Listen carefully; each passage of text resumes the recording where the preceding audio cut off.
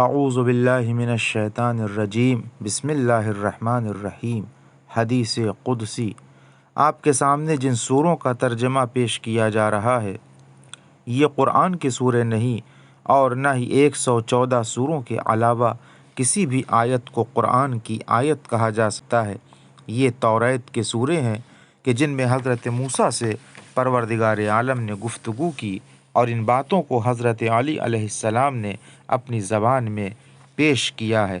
چوتھا سورہ، اس میں پروردگار عالم فرماتا ہے کہ آدم کے بیٹے جو دنیا کا لالچی ہو جائے گا وہ خدا سے دور ہو جائے گا اور دنیا میں پریشانی اور آخرت میں تکلیف کے علاوہ وہ کچھ نہ پا سکے گا، اور پروردگار بھی اس کے دل پر ایسا دکھ مسلط کر دے گا جو کبھی ختم نہ ہوگا، اور ایسی فقیری دے گا کہ کبھی دوسروں سے آزاد نہ ہو پائے گا، اور ایسی امید میں پھنس جائے گا جو کبھی پوری نہ ہو سکے۔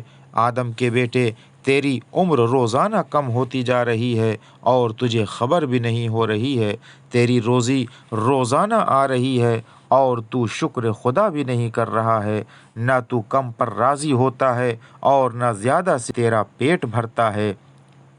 آدم کے بیٹے، جب کوئی نیا دن آتا ہے تو تیرے پاس میری طرف سے نئی روزی آتی ہے، مگر جب کوئی رات آتی ہے تو فرشتے تیری طرف سے تیری برائیوں کا کھاتا لے کر آ جاتے ہیں۔ تو میری روزی کھاتا ہے اور میری نافرمانی کرتا ہے، مگر اس کے بعد بھی جب تو دعا کرتا ہے تو میں قبول کر لیتا ہوں۔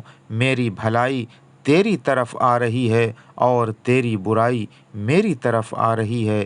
دیکھ میں کیا بہترین مولا ہوں اور تو کتنا بدترین بندہ ہے۔ تو مجھ سے مانگتا ہے تو میں دے دیتا ہوں اور پھر تیری برائیوں کو چھپاتا بھی رہتا ہوں۔